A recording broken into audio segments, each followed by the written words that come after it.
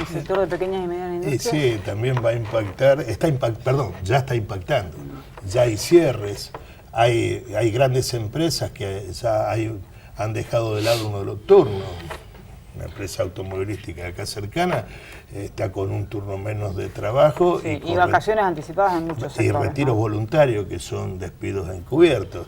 Bueno, acá en la zona, Airecín, en Aceval, la aceitera, en Firmat, todo lo que tenga que ver con Basali, las pequeñas empresas que le trabajan a Basali. Es decir, ya hay una cantidad de despidos en el sector privado muy importante. Y eso me parece que lamentablemente a lo que apuestan a bajar la inflación de esa manera, es decir, caída, lo que ellos llaman enfriamiento de la economía, y lógicamente nadie consume, supuestamente bajarían los precios. Se podría producir lo que dice Juan, esta inflación, ¿no? Inflación con despidos. Y realmente creo que el panorama pasa por ahí. No quiero ser agoguero, pero nosotros ya lo vivimos a esto con estas políticas, ¿no? Es decir, va a haber, hay despidos. Con el aumento de las tarifas que hacen inviable muchos comercios y muchas industrias, va a haber más despidos. Con eso van a condicionar los aumentos de salario. Nosotros las pymes, el 99% de lo que producimos va a parar al mercado interno, es decir, a la gente, al trabajador. Y si ellos no tienen poder adquisitivo, su salario, nosotros no tenemos a quién venderle nuestros productos e inevitablemente tenemos que cerrar, y allí se confirma, se vuelve a armar ese círculo vicioso, es menos trabajo, menos pyme, más despido, y se va cerrando el círculo, ¿no? Hay algunas responsabilidades que son de políticas de Estado, lógicamente, y esto es ineludible, y son las responsabilidades mayores. Ahora, ¿hay algún sector que pueda colaborar en algo en el tema precios? Yo me refiero a esto, porque siempre está en discusión, pero nunca se tomó, o por lo menos ningún gobierno implementó alguna medida como para controlarlo. La cadena intermedia. Acá en Rosario desde hace un tiempo la Asociación de Empleados de Comercio elabora un listado de cuánto se le paga al productor de leche, 3 pesos en el tambo, 3 pesos con 50, y algunos supermercados uno compra la leche 17 pesos. Esa cadena intermedia acá jamás estuvo regulada. No.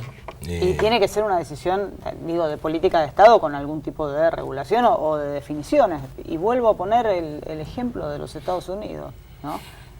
Que le dicen a los supermercados, sobre producto que usted compra le puede aumentar un 7% más, 8% más. Si se pasa de eso, multa. Después, peor. Y hasta el cierre. Totalmente. Digo, es una definición de política de Estado clara. Acá en eso, en la cadena intermedia, no la hubo. Hay una perspectiva sí, de no, haya. evidentemente. Porque evidentemente el industrial o el formador de precio no lo va a hacer. No lo hizo nunca. Sube la ciencia en pie, sube la carne en mostrador. Baja la hacienda en pie, el ganado, la vaca, pero no baja la carne. Sigue subiendo, acá todo sube, nunca baja. Es así. No, hay una distorsión, como decíamos antes, en el tema precios, que empieza más arriba para abajo. Pero un poco contestando, hay un solo ejemplo. Si el secretario de Comercio de la Nación es el sobrino del dueño de la Anónima, que para nosotros no nos suena, pero en el sur del país es la empresa monopólica, y es como poner en el gallinero al zorro, ¿viste? Es muy difícil que así pueda hacerse algo. Después, antes tampoco se hizo. Hay una cuestión cultural en la Argentina, que tenemos responsabilidad todos, ustedes los periodistas también, porque cuando uno quiere controlar, yo no digo que el gobierno anterior quiso controlar todo, porque no es así, pero parece que fueran estalinistas cuando uno controla, y yo estoy de acuerdo. Acá hay que controlar los procesos desde la elaboración hasta cómo llega a la gente y dónde está la distorsión en el esquema de distribución. Evidentemente que hay que hacer eso. Hay mercadería que, yo no sé si es la leche, pero podemos hablar de las gaseosas, podemos hablar de las papas envasadas, porque hay veces me dicen, ¿por qué habla tanto de las papas envasadas? Ustedes saben cuáles son, la gente sabe, sí. Las líderes y la gaseosa, porque detrás de eso hay un montón de gente trabajando. Cuando baja el consumo de eso, lo que pierden son los trabajadores, porque ellos ganan más. Al aumentar los precios, hay un achicamiento en la demanda, y los precios, hay menos gente para trabajar y ellos siguen ganando más. Por eso toda esta distorsión evidentemente que es muy grave. es muy grave. Ahora, ese control, ¿quién le pondrá el cascabel al gato? No sé. Claro, pero no le decía ningún gobierno. No, es cierto. Aparte, la concentración económica no empezó con Macri, esto también es cierto. Vos sabés que nos venían haciendo reportajes y nosotros decimos ahí hay 15 a 20 empresas que son la formadora de precios en la Argentina, que distribuyen y tienen el monopolio del 80% por lo menos del comestible, artículo de limpieza. Es como que es lógico, está naturalizado, para nosotros está mal. El camino de las pymes en la Argentina debería haber sido otro, en un marco mucho más amplio, donde habría que haber dado una batalla de fortalecimiento de las pymes y una batalla cultural a la sociedad para que consuma cuestiones que tengan que ver con su salud, con la dignidad de los trabajadores y con las empresas locales.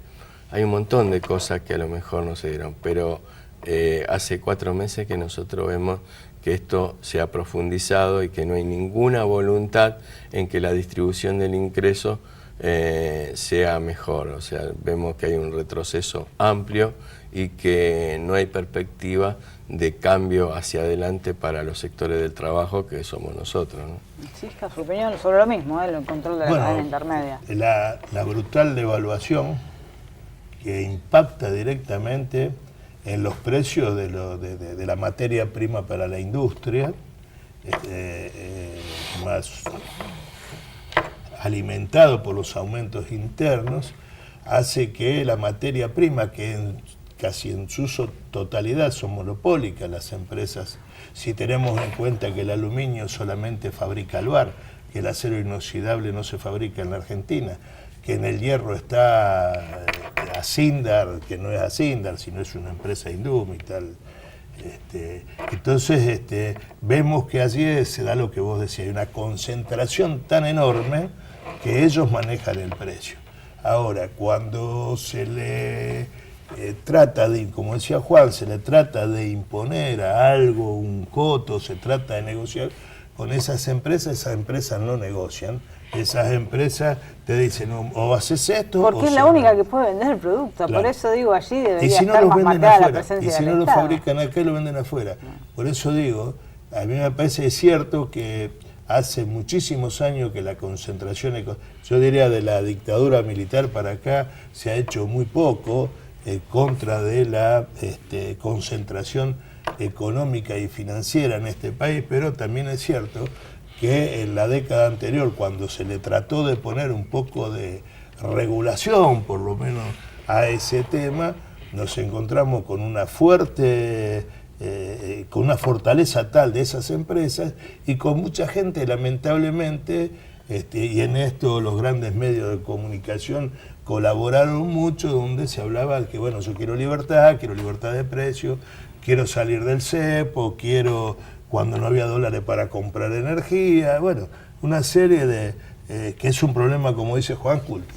Sí, seguramente también habrá que hacer un mea culpa de la gestión anterior frente a algunas cuestiones que no estaban bien. Tendría que haber profundizado. Los datos de la inflación siempre fueron mentiras. El INDEC no le creía a nadie y tampoco se hizo mucho, ¿no?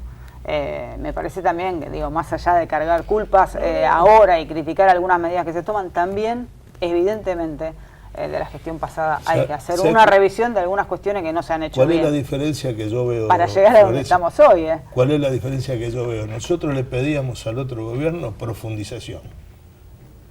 Más medidas, más control, más restricción, más control el control de cambio directamente, no solamente el cepo, etcétera, etcétera. A este gobierno le estamos pidiendo que no nos aumente, que nos deje comer. Le estamos pidiendo que tengamos trabajo. Entonces la situación es diferente. Yo no digo que lo otro era una panacea y esto es muy malo. Esto es muy malo, lo tengo claro. Aquello había que haberlo profundizado, producto de la no profundización, me parece a mí, está ocurriendo lo que está ocurriendo ahora, ¿no? Sí, totalmente. O sea, nosotros no creemos en la pesada herencia, yo creo que no era así, que había muchas cosas a resolver, pero hacia adelante. Una era la concentración económica, evidentemente, y el tema cultural. Hay que pensar que estamos en el siglo XXI, donde la comunicación, la cabeza de la gente es distinta, donde juegan factores importantes. Yo creo que es tan importante como para que gane Macri las elecciones, esto lo digo sin empacho, pero evidentemente que el escenario es muy distinto del que nosotros teníamos pensado en una posición de reclamos al gobierno anterior de profundización de medidas sociales que avancen sobre la distribución del ingreso de la gente, porque no puede ser que haya gente que gane 100 millones de pesos y un empleado de comercio gane 880 pesos. Eso antes estaba mal, ahora está mucho peor. Y evidentemente que había cosas que cambiar, pero de acá nosotros estamos ante un panorama muy difícil de afrontar. Lo que más preocupa ahora es el tema de los puestos de empleo.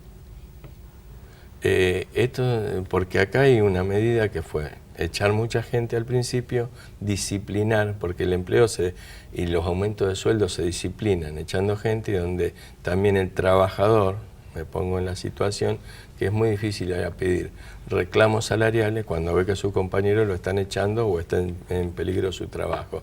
Entonces, sí, evidentemente que es todo en el marco recesivo de achicamiento del país, donde la gente empezó a sentir fuertemente de que puede ser despedida.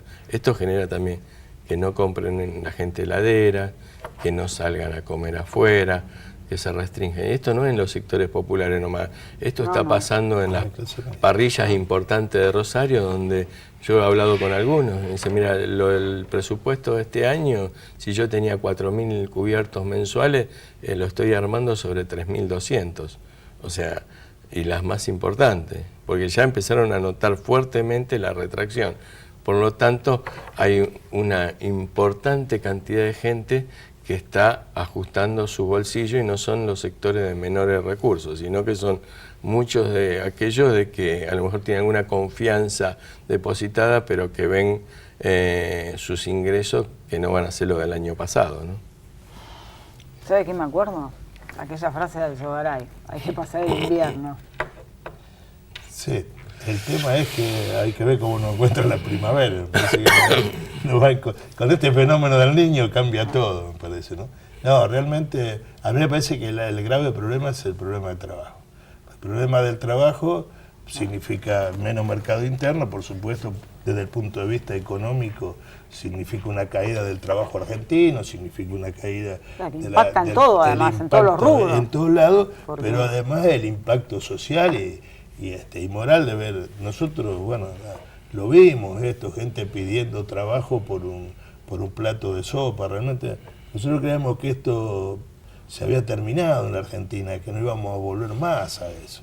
Pero lamentablemente ya está pasando, porque el otro tema de decir, bueno, tengamos esperanza, sería fácil venir y decir, sí, tenemos esperanza, etcétera. El tema es que ya se está despidiendo gente. Hay gente que ya se ha quedado sin trabajo, con una diferencia al 2001, que no hay gente endeudada, digamos, hay mucha menos deuda que la que había en aquel tiempo, había algún colchoncito de plata, se había hecho el autito, la casa, haber juntado unos pesos, qué sé yo, que eso va a hacer que por ahí el impacto aparezca como menor estos primeros pero además meses. los despidos han sido el mismo porcentaje del sector público como privado. Uh-huh. Sí. Sí. Gracias. A usted. No, gracias.